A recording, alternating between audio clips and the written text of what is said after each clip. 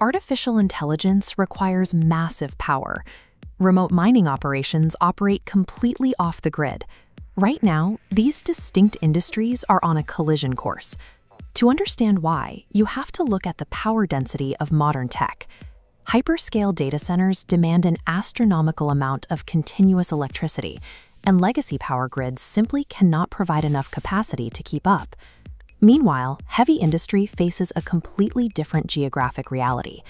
Mining operations in places like Western Australia's Pilbara region are extremely isolated.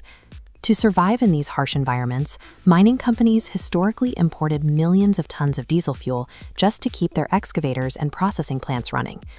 Over the last few years, to meet internal climate compliance mandates, these miners began spending billions of dollars constructing their own private, renewable energy grids. This creates an interesting overlap. Tech companies are desperate for clean, off-grid electricity. Mining companies have massive off-grid infrastructure, but historically, they've only used that power for themselves. The harsh, isolated outback of heavy industry has unexpectedly become the exact geographic testing ground needed to solve the tech sector's biggest growth bottleneck. Fortescue has just secured board approval for a $680 million clean energy investment. This schematic outlines the Pilbara Green Energy Project.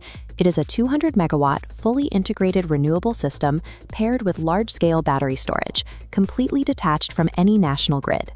Targeting completion by 2028, generating that much continuous power requires a massive physical footprint.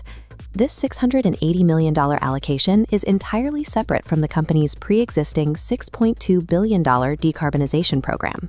Until now, the massive wind and solar installations Fortescue built, like their 440-megawatt solar farm, were designed strictly to power their own iron ore extraction. For the first time, Fortescue is building excess clean energy capacity specifically as a product to sell to third parties. The primary buyers they are targeting are hyperscale data centers looking for verified green electricity outside of constrained urban grids. By selling this power, Fortescue is taking a corporate expense, climate compliance, and converting it into a scalable commercial revenue stream. Pivoting from extracting raw materials to becoming a utility-scale energy provider carries significant execution risk. Fortescue can finance this experiment because of a highly disciplined, vastly profitable core business.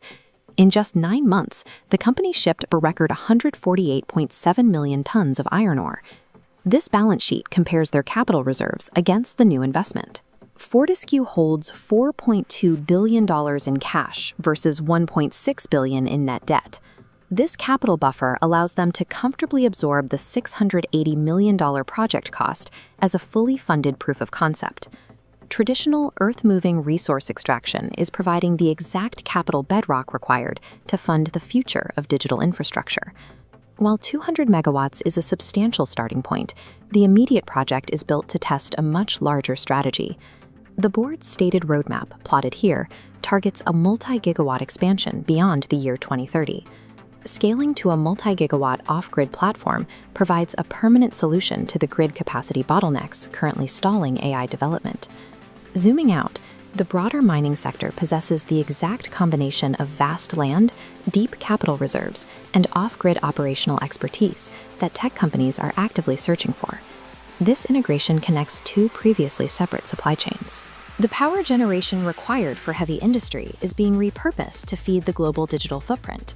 By monetizing their clean energy networks, mining companies are becoming the primary utility providers for the 21st century digital economy.